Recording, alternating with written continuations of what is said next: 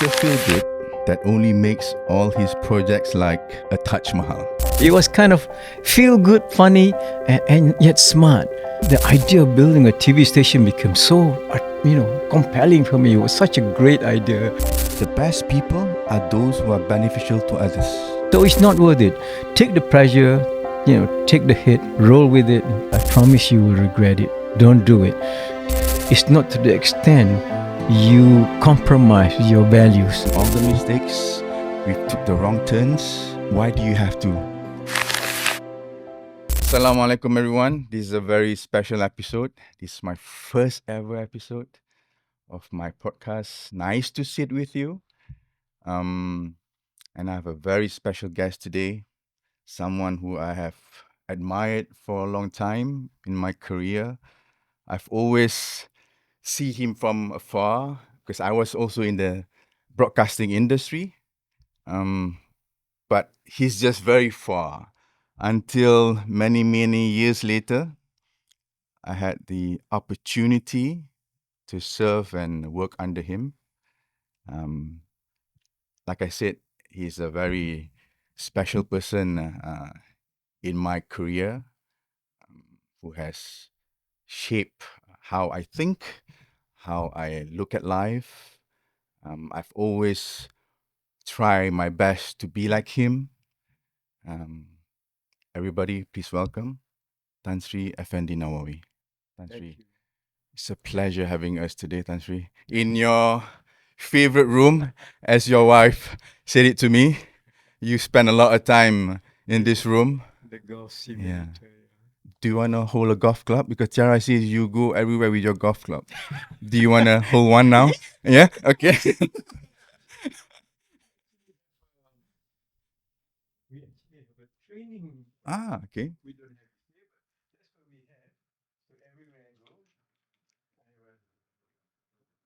I have a It's a training club, not this one, but the one we have. So I'm waiting at the airport and waiting. Oh, really? Getting my backswing correct, trying to get my downswing correct. It's You're dancing correct. You're swing. downswing. Downswing. Okay, downswing. Anyway, Sri, how are you? I'm good. And You're firstly, may I congratulate you on this venture. I think it's a wonderful thing. And in my years, I keep on thinking when I start something, I need to be mindful of the meaning of what I'm doing and its purpose. And in your case, quite clearly, I think what you're doing is very significant. And from my understanding, what you're trying to do is how could people be more knowledgeable? How people could learn more Correct. from what you're trying to disseminate. Correct. And I think your idea of for this talking about things that we could have done better My or making mistakes, I think it's a Correct. wonderful thing because Correct. I always shared the view that with my friends that I wish there is a way we can share with others the Correct. things we didn't get it right in the Correct. past. There's thousands of things we Correct. didn't get it right. Correct. How could we somehow share this with people who are after us, so they don't make the same mistakes? Don't Correct. don't make sense making a Correct. mistake. You make a Correct. mistake because you didn't know it was going to be a mistake. Correct. But if you've seen others have made the mistake, you don't need to do the same. Exactly. So Exactly. I so much want to tell the world of that. People, especially going to politics, business career like I've been, that there are things you can learn from others. Correct. People sometimes say comparison is the death of joy, but actually comparison can also be inspirational. You compare yourself with others who've done it successfully is very good for you. Correct. And you compare with others, study others where others have failed Correct. or did not do it well. You learn from that. Correct. Because those are really Bigger lessons. they're real Yeah. lessons. Yeah. Yeah. They're real valuable lessons that will save you a lot of losses, Yeah. unhappiness, Correct. and so on. So Correct. learning from others is very Correct. important part of Correct. life. So Sri, just like you, I've been in the broadcasting industry for many years. And I've always criticized my presenters. Oh, I could have done it better than you, blah, blah, blah. And we always challenge ourselves. We are never satisfied with the end product.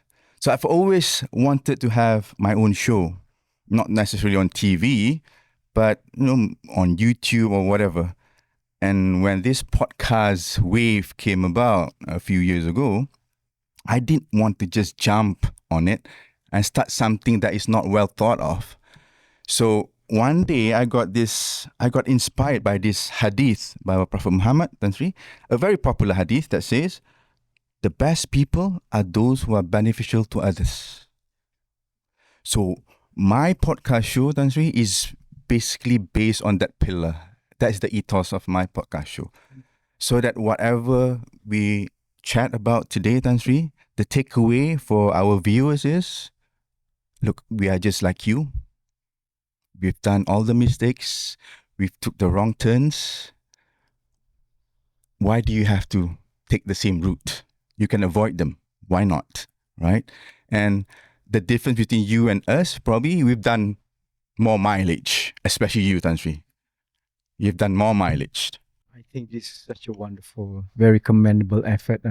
I think when you're doing something to make a difference and what you can do could impact people's life, what you could do could be, saving people, especially in your case, trying to share mistakes and sharing with people these lessons so they don't make the same mistakes. Correct. It's going to be so invaluable. Correct. It's a wonderful thing when you're doing something and you're doing it with purpose, you're doing it with meaning. In this case, you're being very generous, especially to many young entrepreneurs out there. There are a lot of trappings, there are a lot of things that you shouldn't do, Correct. which others, people like me, have done because we Correct. didn't know then, Correct. but we know now. But we don't want you to make the same mistake. Exactly. So, Engku Emran is a wonderful thing, and Alhamdulillah. I hope that Alhamdulillah. people will benefit greatly, and I Alhamdulillah. believe they will from Alhamdulillah. this effort. So this is a nice change, Tan Sri. Like before, when I was working with you, it was always in a boardroom with a boardroom table. Now we just have this coffee table that is between us, and I want you to basically share your life journey, Tan Sri. I read somewhere, Tan Sri, that you were born in Singapore. Yeah, How did that happen? it's very weird. I think I'm Yeah. the only one that I know. I thought you were born in Sarawak. No, I'm the only one today I know that's born on an island of Singapore. Island of It's Singapore. called Pulau Brani. It's not even in the main I island. don't even know anybody Okay. else is born in Pulau Brani. Okay. But that's where I was born. What were your parents doing My then? father was from Sarawak. Okay. He's a Melanau. Melanaus travel all over the world. He worked for Shell, and Shell sent him to this island of Singapore, in Pulau Brani. That's where I was born. Right. It was a refinery station at that time. Okay. So that's where I was born. So yes, I was born a Singaporean. Okay. On the 1st of February. Yeah. 1948. Yes, which is your birthday. Yes. Too, right? That's why. That's why I feel strongly connected to you. That we actually share the same birthday. 1948. That's like you're gonna turn 78 Yeah. in a month's time. Yeah. In a month's time. And again, Tan Sri, you've been given that early breakthrough when you were young. I read the book that you gave me. It's a wonderful story written about your life. Breakthroughs, it's important for men like us, Tan Sri, Yeah. who work hard, who have got the knowledge, but sometimes you need that breakthrough. You need that luck. I don't like to I don't like to use the word luck, but luck comes when you're ready. Yeah. I believe so. When you're ready, luck appears, come knocking at your door. So can you share with us a bit Yeah, how you got the breakthrough, Tan Sri? I think one of the things in life is cycle, in that when you are successful, do the same thing. Give others a break where you can, because that's how we all started. We all have our first break. Yep. And there are two things about the break. Number one, you have that break. You do it very, very well. You prove that you're worthy of that break. Yep. And number two, once you got that break, you become successful. Work hard to give others the Yeah. same break. Correct. In life, it is the reality of life. But you got to work hard for this break. The break Yeah. doesn't come to Yeah. you. You need to work hard. You need to be shining in whatever you're Yep. currently Yep. doing. People spot you. Yep. People notice you. And Exactly. in my case, it was a nice story. Um, Okay, I had in my life had the fortune. I was blessed to be able to do all the my career covered all the three important sectors. I was with the public service. I worked for ICDC's government of Sarawak, ICDC for 15 years. Then I joined business. At the same time, about the same time, I also entered politics. Mhm. So I had all these three careers. But in all the three careers, I was somehow I was fortunate. I saw my break. I had my break. Someone gave me a break. Mm. So this story about my break in business when I left SCDC 1995. When we had 15 glorious years in SCDC. So How old were you at this time, Tan Sri? I was chairman of SCDC at the age of 32. Wow. We was very Wow, young. We wow, were wow, young. We were wow. energetic. We Yep, were yep, adventurous. Yep. Yep. And I had a terrific team with me. It was an A team. Correct. We were so good that our team won the Prime Minister's and the KSN Award 2 years consecutively Mm-hmm. in 1993, 94, 95. Mm-hmm. We were so good. We won the Prime Minister's National Award. Wow. Wow. But I had a terrific team. We did also things that, because we were young, we were adventurous. Mm-hmm. But anyway, during that time, when we were doing all these wonderful things and winning award, and I caught the eye of the Prime Minister Tun Mahathir at that time. Wow. Wow. So when I left SCDC and I had the opportunity to see him, I said, Tun, I have this idea. I like to introduce industrialized building system or prefab system, which Tun is always open to new ideas, anything that's new, it's technology. It was so interested. So anyway, we brought in the technology from Australia and how to do in this prefab building. And he gave me a break, gave me a project, and we did it very well. We did it very successfully. Okay. And the project was scale enough for us to list our company, and that was the break. Right. And in politics, I had my break. In other parts of my life, it's just the break that came and that made a difference. Right. But I think the point I'm making here, when you made it, do look out where you can give a break to others. Yep. It's part of life. You get your break, you must also give others a break. Right. Looking back, Tan Sri, what did you misunderstand about power and authority? Okay, this is a very good question, and people need to understand this. I think I had the fortune of being in the highest office in the country, in the cabinet. I understand position and power, and you must understand this is all fleeting. It is not you. It is the position you hold. Let me tell you an interesting story. So after I left EPU in I think it was 2000. Is during last time? Last time. My second term, I left in 2007. Okay. I left EPU, and after a month later, I was to come and do a handover of EPU to the succeeding minister. Now, this was interesting. So those days when I was in EPU and my car drive up, they salute. You can hear resounding selamat pagi, and so on. But this a month later, after I left office, I came through the same gate. You offered your resignation, right? Yeah, offered my. I will talk to that later. Yeah. But anyway, I came back to do this handing over. Passed through the same gate. The guard stopped my car. I remember that. Were you in the same car or different car? Yes, the same car. The stopwell car, and my driver had to wind down. Right. He saw me. I don't think he recognized me. He asked for my IC and my driver's. We gave him IC. Here we are. So imagine that. Yep. Just a month ago, there was a resounding salute and selamat pagi, and now they're asking me to stop my car, ask my IC. So you get used to it. You get used to it. It's not you. I mean, it's not your it's not you, it's your position that they were saluting to, and so on and so on. The deference your of your position. position, correct. Understand that, and understand that also, that when you leave that position, everything goes out of the window. Right. In other words, those people who were so nice to you before, those people who wait for your outside your office, all these big important businessmen who, who do anything for you, understand that when you leave your office, they vanish. So be careful, those who are in power. Understand that this is fleeting. And the only thing I think I did right was, when I was in office, I did as much as I can to be of service, to be meaningful, to make a difference to people who come in to seek some assistance, who I can be of assistance to. And I was happy I did that. So, what do you think was the glaring mistake that you did that didn't feel at that time, but had a long-term effect after that you realized when you were in government's office?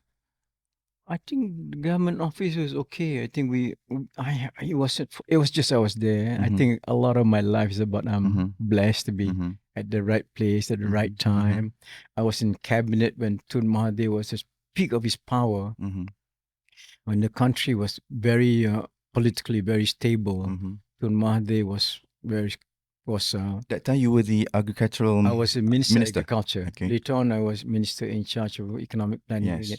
But both times, the government was stable, and the prime ministers were really in position of power, and they can really make changes. They were very transformative. And then we were busy working. And I remember with Tun Mahathir, you just work. Every time we meet, we talk about work. And all the ministers at the time, I remember, we had the fortune. We could really concentrate on our work. We didn't have to worry about looking over our shoulder. Someone might stab us back, or we might not be in office next week. We didn't have that kind of instability. We were very stable. We were very focused on our work, and because of that, we did so many great things. And and being in Tun Mahathir's cabinet, he was really. I mean, I saw in front of me, I had a front row seat, how this person, how this wonderful leader was transforming the country. He was so focused on his work, and that was then. So I think I was okay in the politics side. I felt I did as well as I could. I'm very pleased I did that. I was doing agriculture, minister of agriculture at in my first term. Later on, I was minister in charge of EP1. But I think, if anything else, most of the things that I found that I didn't do right was during my business career. We made some very grave mistakes in the business area, because in politics you're normally very public lie, you're very careful, etc. But in your business, you're very much on your own, and it's your own money, your own venture, your own risk, and you tend to take more risk than you should. And that's where we start to make mistakes. Yeah. What sort of mistake that you think? One mistake that you see professionals make today, that you thought, oh, I made that mistake as well. A common mistake that today that's happening. What is it, Tan Sri? Thank you so much. I think this is what I really want to get across. As an entrepreneur, you sometimes are overwhelmed with, you have the authority, you have the resource, you have the ability, you have the skill, you think you have the special intelligence to do things, and you are like that as entrepreneur. You're gung-ho. As entrepreneur like that, and they're all, they're very go-getters. They are go-getters, but they have to be cautious in this way, and that's what I learned so much. That it doesn't substitute proper process and procedure. It doesn't substitute that. However good you are, however you think is such a great idea, do go through the process. My advice to all the entrepreneurs who are out there now, and especially those who are starting, go through the process. Please have professionals who will objectively look at your project before you undertake it. Have accountants, lawyers, business people, bankers, professionals who can evaluate your project objectively. Do a thorough due diligence before you go into it, and you must stand back. Mhm. You must remain objective and don't get involved in this process. So sometimes this is bureaucratic, process that you have to go through the sieving, but it is a necessary process. Like golf, I like to talk about golf. Like golf, it's the same thing. If you golf, it's a sequence. Yeah. You see the correct swing. It's a sequence. It's a correct sequence where you take your backswing, you transfer your weight, and then you shift your right shoulder, your right arm, and the club fall. All this is a sequence. You cannot not follow the sequence. So business is the same thing. You must do a really objective, thorough due diligence before you proceed on any undertaking. That is the first thing you do, and have friends or have people you trust who are lawyers or professionals who are financial bankers, experts, economists to help you. This is so important. If you're a small scale operator who may not have the resource of lawyer, but consult friends, consult people who people are generally happy to give their advice on your undertaking. If you're genuine and sincere, people want to share. Normally, generally, people are very helpful when you seek help. Correct. Yeah, but please do that, and be careful about this one. The mistakes I make, I think there are two things. One is sometimes I'm passionate about something. Sometimes I'm so it's something I really want to do so much, but then sometimes doing this, in being like this, it don't become, you lose, attached to it. you become emotionally attached, and then you lose your rationale. Correct. And business is business is professional style. You have to be rational. So be careful with that. I mean, I give you a nice example. I mean, I was so passionate about music. I've always been intrigued by the recording and artists and all that. So I had the opportunity. I met someone who is also crazy like me. He loves the idea of, of the latest sound technology, latest equipment, etc., etc. So between him and I, we went to this crazy venture, setting up the most beautiful studio, the most advanced recording studio. It's called Synchro Sound. Ah, yeah, I remember that. Oh, this was in the late, I think 1995, 96, like that time, because there was no studio like ours. Right. We had all the best, latest digital studios at that time, and so on, so on, so on. And then we came out. It was the best studio in Asia. It was in all newspapers and magazines and so on. I remember when Queen Elizabeth visited Malaysia, how good is our studio? Our studio became a center of attraction. Wow. She came, visited our studio. Prime Ministers came. I remember Prime Minister Najib came to Mahathir came. Where is this located? Somewhere in Petaling Jaya. Okay. It is so special. It's wonderful. It was our passion of oriental. And I love it. I was so proud of it. And in the lesson I'm trying to tell everybody here, we forgot that this is business. Yeah. We forgot for a while between the two idiots, me and my friend. We forgot that it's business. You don't have to mention his name. Yeah. we forgot that there is a business rationale to this. And there is actually something called... What was the intention initially when you set it up? We just want to start the best recording studio. It was a business. It was a business venture. It was a business. Okay, not just something, your toy or something. No. Okay. Also something we want to do is business to contribute to the industry. Okay. This is prior to NT70s? About the same time, 95, 96. Okay. But anyway, we did this. And then, of course, when reality hits, all the costs we put in, we could not price it to be competitive in the marketplace. And while recording artists, studio love our studio, they can't use it because it's too expensive. And for us, we cannot price it below than a certain price. Yeah. So, hey, you entrepreneurs out there, don't be silly like me. Go something, do your due diligence, make sure the product that you want to do, of course, you want to have the right quality, but also make sure that is a market out there that can afford it. You got to be at the price level and that's marketable. So that's a bitter lesson we learned. We had it for a while. We enjoyed the glory, but it was a very severe lesson. It was an expensive, expensive lesson for me. Going back, Tansri, going back to your teenage years, yeah. You studied in MCKK, Yeah. correct? What were the, I mean, decisions that you think today that you should have made that would have, I should have taken, let's say, I should have become a doctor, an engineer, or this has always been what you wanted to do, Tansri? Oh, no. Can you tell us? That's interesting was- because in our school, I mean, you were fortunate to go to MCK. If you go to MCK in those days, man, it was the thing, you know. Right, right. They pick the best students from the 10, 11 states and only send the top 10, for example, from each state. So I was one of those selectors. I was so, my parents so proud, I was so happy.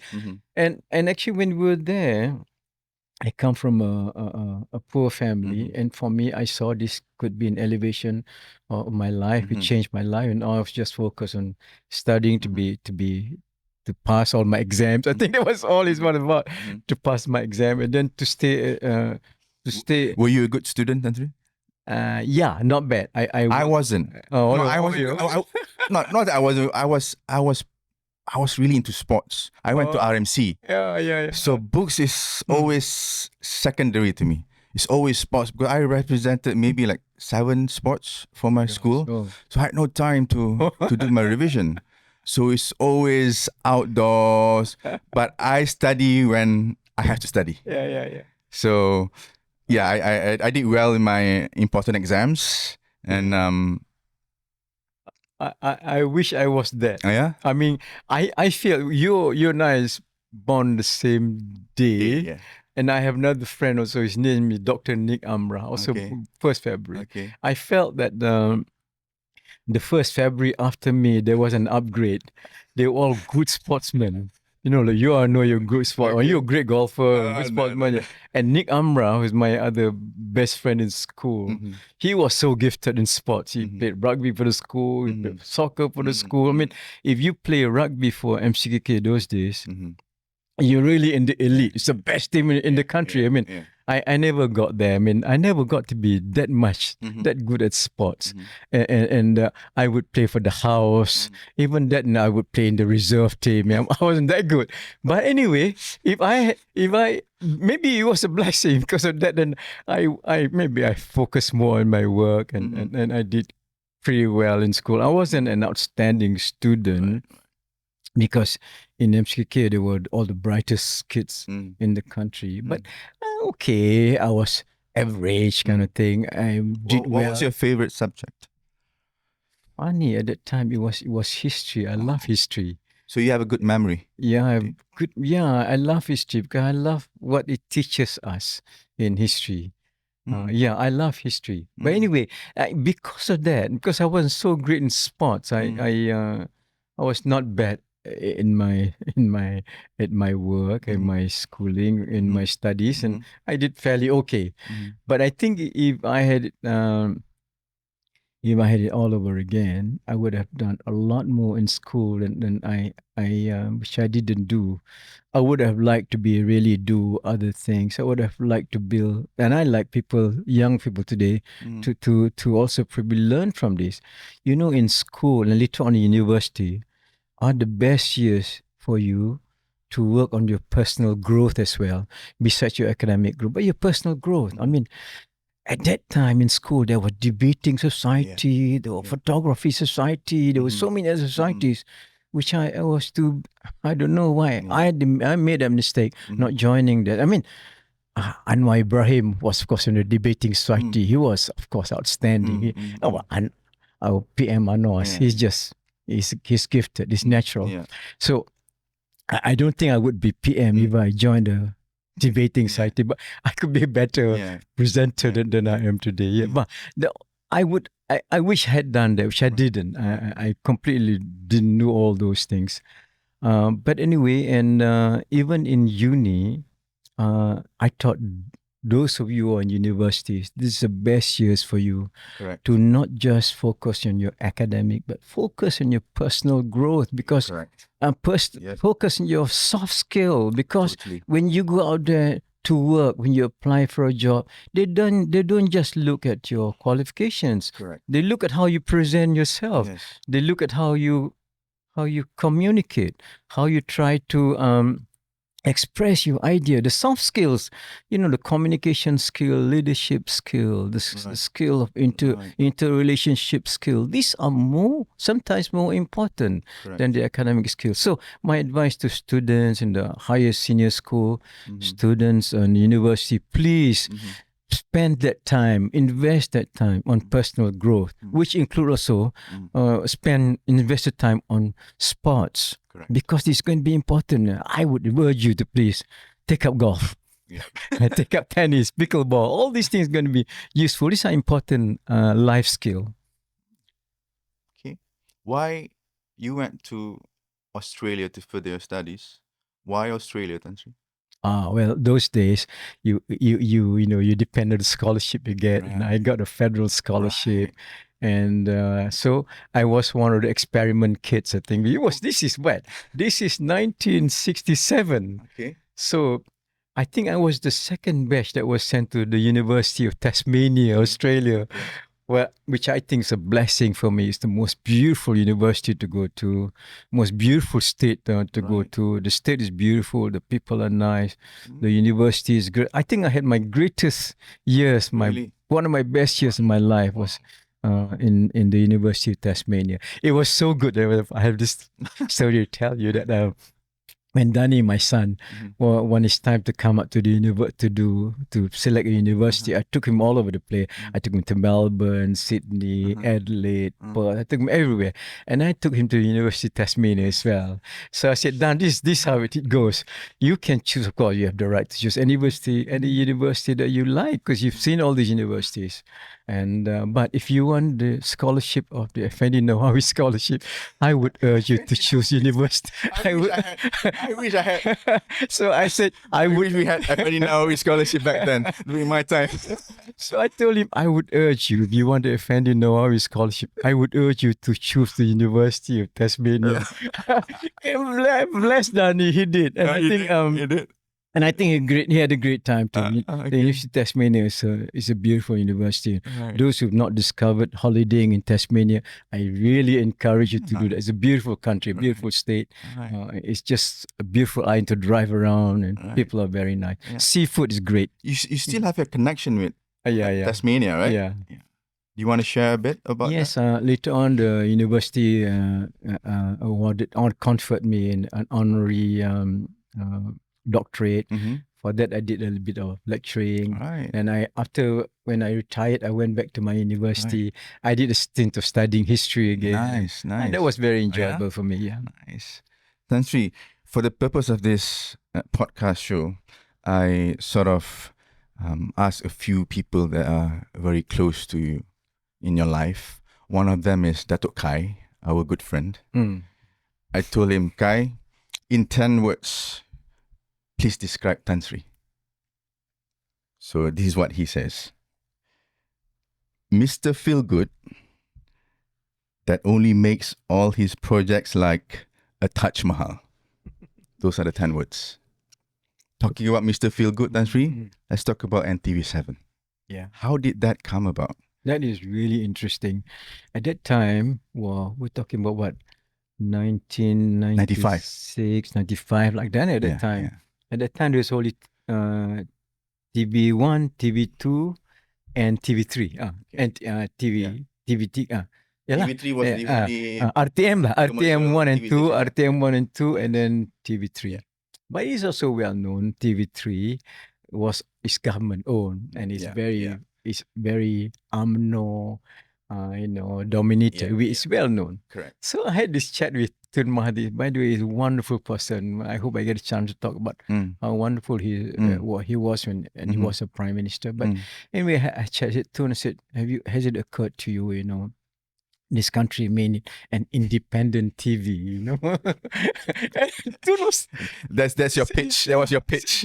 No, we could be independent, and we could be independent in a very positive way, Uh, and he liked the idea. Mm. So I applied for a license at that time. But sorry, Tan, were you in the government I service left at that time? You I left, left right? So SCDC you were already. purely a businessman at that time. Okay. already. Okay. To know me all this at that Right, time. right. And so I said, so he granted me the license on the basis that I was Sarawakian. So Okay. it was quite nice Okay. because he thought I could also help Sarawak, so cover Right. Sarawak. Right. So that's how we got our license. Mhm. And immediately when we got the license, I had a great CEO, Yeah. of course, Shazali Yeah. Dalam Yeah. later, we all Yeah. know him. Yeah. But immediately we thought about differentiating ourselves. And Mhm. immediately our thought is, let's be that station that makes everybody feel good. Right. Right. So we made it deliberate. Everything we do, all the contents Yeah. are to make people feel better, Yeah. make a difference in their life, Right. make them happier, Right. be of contribution to their life, Right. be of knowledge, be Right. of enlightenment, Right. all these new, nice ideas. So Right. we try to stay away from drama that, that at that time and still now, I guess it's always very leaning towards being dramatic, heavy, crying, sometimes violent. I didn't like that. I wanted ours to be really feel good, nice, and Yeah. we'll also have the drama. We'll do it in a very clever way. And then Yeah. Kai was Yeah. one of those who was involved. Spanajaya, right? Yes, Panaja. Yeah. He did it so brilliantly. And there was another one which I loved called Mak Metuaku, which Kai and Tiara acted. And Right. it was brilliant. It was kind of feel good, funny, Yeah. and yet smart. Right. And actually, we did it very well. And TV7 did very well. Mhm. I think Shazali will confirm that. We were head to head with TV3 Yeah, on yeah. ratings, I and remember that. we were very successful. But of course, here's another lesson in life. The Effendi Norwawi at that time was young, reckless. How old were you at that time? Oh, what was I at that 40s? time? In your 40s? In my early Yeah, 40s, yeah. Right. And the idea of building a TV station became so, compelling for me. Yeah. It was such a great idea. So I went ahead and I should have done better. Here's one thing I'm trying to share now. Mm. We did well. We studied the market. There was a market for new Right. content. There was a market for new. We come up with new ideas, new concept. Mhm. Feel good. There was a market. We forgot something which was entirely, overlooked by nearly everyone. Mhm. We forgot that there was a cycle. There was an economic cycle, and now people now still should remember. Every 10 years there's economic cycle, and so we were hit by the Asian financial crisis. Remember, it was 98. yeah. But we had ordered our equipment from 96 and so on. So our equipment were all in US dollars. Our Wow. content was in US dollars. That must be really Yeah. painful. So we really were badly hit. But fortunately, because we were successful, as our product was successful, so we attracted the attention of media premium. But given the fact that it was your first experience in broadcasting, I'm sure you have made a lot of mistakes setting that station up. Can you share with us the important lessons that you carried forward in your future ventures? Be careful. Because I always thought, Tan Sri, Mm. in broadcasting is where you learn about branding. It's where you learn about who you are, what you promise to your audience. I've learned a lot during my time in broadcasting, because I learned about marketing and branding and how to position yourself, what people want, not necessarily what you want. So it's always important to know that who your audience are, Correct. who you're talking to. Can you share with us some mistakes that you? From there. Yeah. But anyway, for those who are listening or in business, it's still about two things in life. In business, it's still about your product. You got to go out there with a very strong concept. Your product is to be so good. And in our case, our product was good. It was differentiated. It was well received. But the second part of business is marketing. You got to be very good at your branding. And you got to be very good at delivering your brand promise. Correct. You got to be so good at it, and you cannot let yourself down or others down when it comes to this. So it's a combination of a strong concept and at the same time a very strong marketing program. It's a marketing plan as well. So I think looking back, I think we did well in our niche, in our concept. we did well now branding marketing kami. Shazali was brilliant marketeer. Where did you find him, Tan Sri? I don't know. Was he your friend? Interview and this guy turned out he's Shazali very impressive. Yeah, impressive. So that's how we got him. But I think we learn about that. It's like what you said earlier was that sometimes it's not about you, what you want to do, and what you're driven by. Yeah. I was driven by I want a more enlightened Malaysia. Our Malaysian to be happier. Right. But sometimes it's not what you want. Yeah. People still want the drama. Yeah, People the tears. Yes, people still want sometimes even if it's hostile, aggressive, it's what people want. And sometimes we were up against that. That's what I learned. But anyway, in business, all those who are listening out there, when you come up with a concept, when you go and brand yourself, and this brand come with the promise of delivering that brand, whether it's it's high quality or whether it's pricing, whatever you promise, you must deliver that, and that's key to business. But whatever you do is always a strong concept, and always at the same time have a very strong marketing branding idea, which you must fulfill. And you must honor. Actually, owning a national TV station, I'm sure there's a lot of pressure that comes with it. From the people in power and the government. Like for instance, your news. Every broadcasting station will have to comply to that requirement that you need to have your own news channel. Own news show. I felt when I was in Bernama TV, I felt a lot of pressure. The things that you want to put out, but it's impossible to do so. What were the pressures that you faced when you were in NTV7 that you may have compromised a bit on your values? If you can share with us, Tan Sri, that you can remember right now. Yeah, I think the thing I want to share with everyone is no matter what the pressure is, be careful. Don't lose your self-value. In the end, whatever the pressure that's on you, that pressure will last, for a day, a week, a month, a year, 2 years, but it will pass. But if you compromise on that pressure, you compromise your value, you will regret it for the rest of your life. If you're 30 years old, you got 50 more years to live, you will regret it. So it's not worth it. Take the pressure, take the hit, roll with it, and just, but you'll come up better. I would say be careful about that, because we're all going to be under moments of pressure where you compromise your value, but try not to. You will regret it. I promise you will regret it. Don't do it. And that's where you think, you go back, you retreat, and you think about how you define yourself. If you've defined yourself as someone who holds your honor and your value, your self-worth high, don't compromise with it. Whatever pressure, take it. If it means you be sad, it means you take it. It's okay. It lasts for a while, but yet that honor that you retain, that honor that you protected, that you defend, will do better for you the rest of your life. Please be careful. But of course, we are always sometime under pressure, but generally we try to negotiate with those pressure forces and say, if it's something that's not bad, not good for the public, or not something not good in general, not good for the country, we try to negotiate, because this being deceitful, it's not good. Correct. But if there's something we can work on it, okay, we'll try to accommodate it. So we see what is the extent of the damage.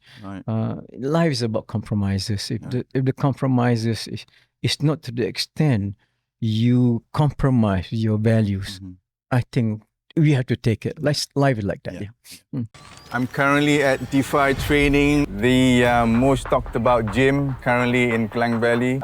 This place, it has a very positive vibe. Every morning when I come here around 6:30, there are already full of people here working out, getting their body into shape and getting fit. And like the first episode, the guest that we have, Sri Effendi, he kept reminding all of us to look after ourselves. He's already 78 and he's super fit. If you catch that episode, you can see how lean and healthy he looks. I think DeFi is a perfect partner for our first episode. Nice to sit with you.